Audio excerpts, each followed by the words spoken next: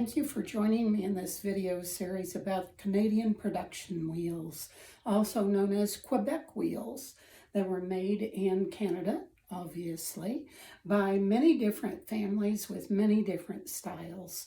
If you just acquired one or are considering one, please join Ravelry.com. That's Ravelry.com on the internet. It's a free site. Join the CPW group.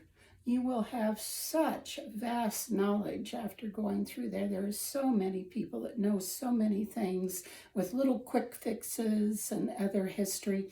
Also, please subscribe to the PDF that's available on there. There's 2 PDFs, and it's a small fee. It gives you the genealogy of the makers, along with several photos of the different makers and the wheels and how to identify what your wheel is. This one, I still can't quite figure it out because there's been so many makers that they would intermarry, or maybe they were next door to one another and they borrowed parts. This one even has legs that does not match. I have no clue. But at this point, also, whenever you take in an antique wheel, I want you to realize you are temporary caretaker of a piece of fiber equipment. It was originally made for fiber equipment. It was not a romantic use by any means, although they are very pretty, I will admit. They were made to produce very thin singles for the weaving market.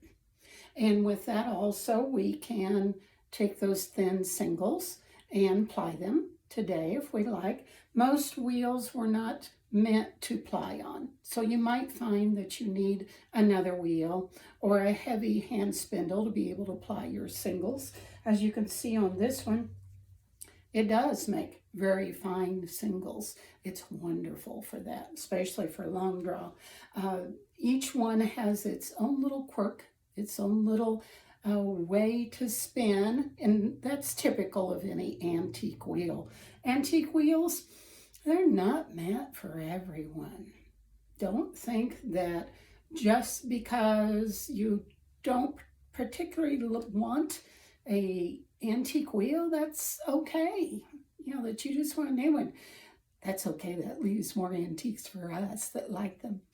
But some people, they just don't adapt very well to them because they do have their own little quirks and their own little ways of doing things that once the caretaker realizes how they work, then we can spin on them very well.